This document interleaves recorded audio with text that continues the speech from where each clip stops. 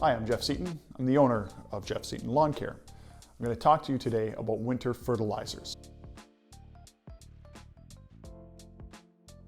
It's probably the most asked question that I get is, when do you apply a winter fertilizer? Some people think that it's, put down in the early fall or something, or that their fall fertilizer is the same as a winter fertilization, and that's actually not true. Your winter fertilizer is the last fertilization that you're going to do for the year, and you're actually not, you think about it differently, you're actually not fertilizing for this year, you're fertilizing it for next year. So really, it's not the last fertilizer of the year, it's the first fertilizer for next season. So when do you put that down? Generally speaking, it's mid to late fall, depending where you're situated, when your grass has stopped growing, but is still green.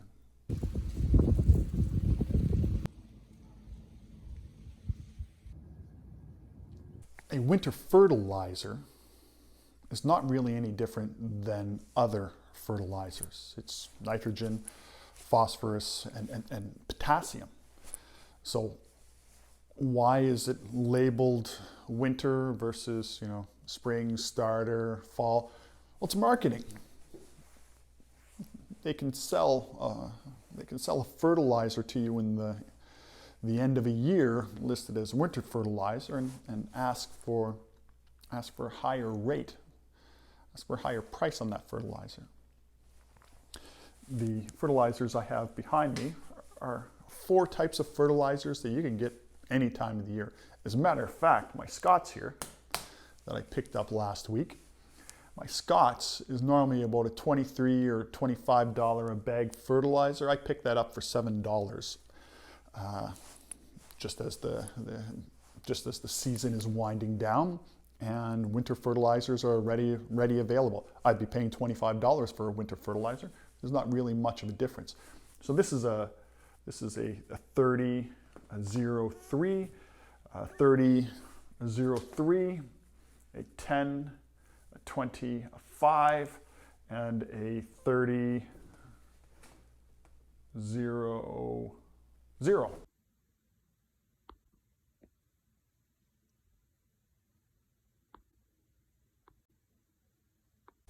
So as I was saying, there really isn't much of a difference. So buy the cheapest one available.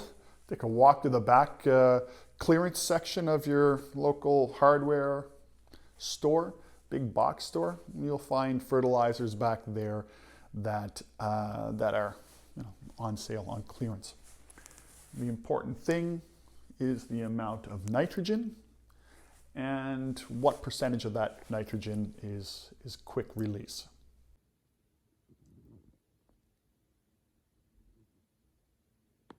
You don't need to put too much thought into the fast or quick release fertilizers.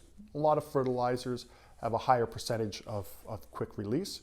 If you just turn over your bag of fertilizer, you'll normally find the analysis section, and it'll show you what percentage of that fertilizer is slow release. Is a slow release. You want a lower amount of slow release fertilizer. That fertilizer, the fast release fertilizer, is going to make its way into the ground, into the root of the plant, and it's going to allow it to pop up early next spring. It'll also protect the plant over the winter. So putting down that fertilizer, as I said before, is probably the most important fertilization that you can do. As a matter of fact, many experts say that it is the most important fertilization that you can do, and that fertilization will dictate how your lawn is going to react next season. So as I said, don't think of it as a end of the year fertilizer, think it as a start of a year fertilizer, the fertilization for next season. There's no debate on whether or not a winter fertilization is beneficial to your lawn. It is. There is debate over how much to apply and how to apply it. The long-held belief is that you drop a final fertilization, as we talked about earlier, after your final cut of the season. In that situation, you would be applying up to 1.5 pounds of nitrogen per 1,000 square feet, not more than 1.5 pounds, but up to 1.5 pounds of nitrogen per 1,000 square feet. The belief again is the root is going to take that in, store it, be able to store all that nitrogen and allow it to pop up in the spring.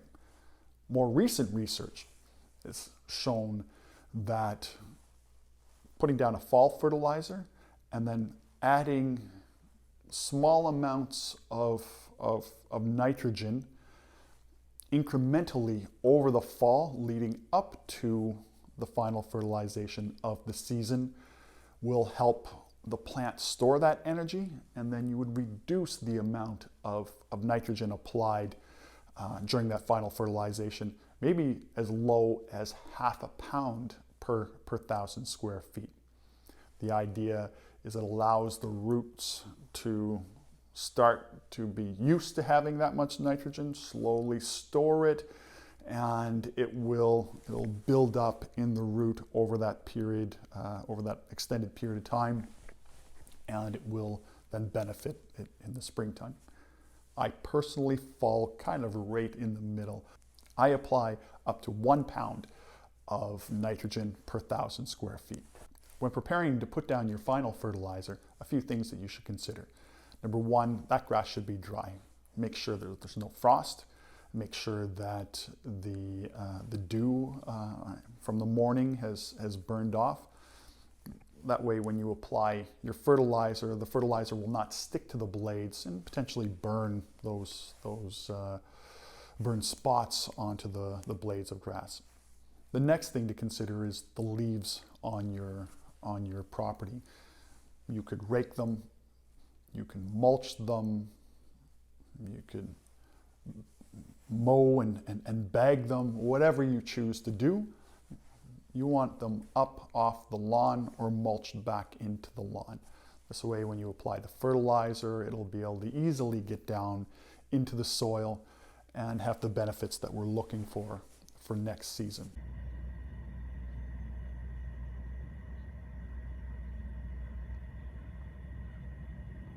Another thing to consider is the height of the grass for your final mow of the season. I personally cut my grass down to 2 inches. I have perennial ryegrass. I've been overseeding with perennial ryegrass for the last few seasons. The highest percentage of my grass is perennial ryegrass. I like to cut that shorter for my final cut. But what that allows for is just a slight bit of growth that may occur after my final cut and after I drop my fertilizer. And it may bring it up to maybe 2.5 inches, somewhere around there. It needs to be short enough so that I don't go back and have to cut it again. Some folks think that it should be slightly higher, 2.5, 3 inches, or cut the same height that you would cut it year round. But as I said, I lower and raise my grass height throughout an entire season, depending on heat and moisture availability. I'll cut it slightly longer in the heat of the summer, slightly shorter in the cool parts of the spring and the fall.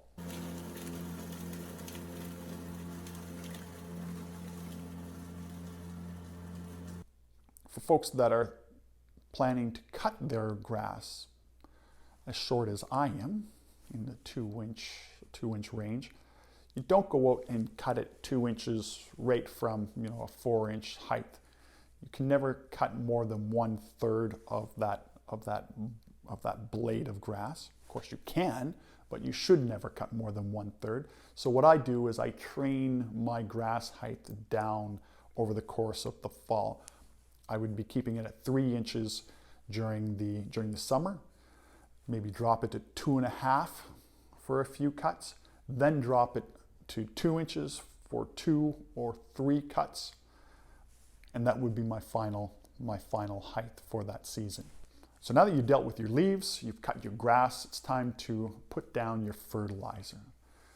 As I said earlier, I put down 1 pound per 1,000 square feet. I have 2,000 square feet. That means that I need to put down 2 pounds of nitrogen, not fertilizer, 2 pounds of nitrogen. So based on the percentage, that's 30% nitrogen in my Scots, for example. To equal 1 pound of nitrogen, I would need 3 pounds of that fertilizer. Hope that makes sense to you.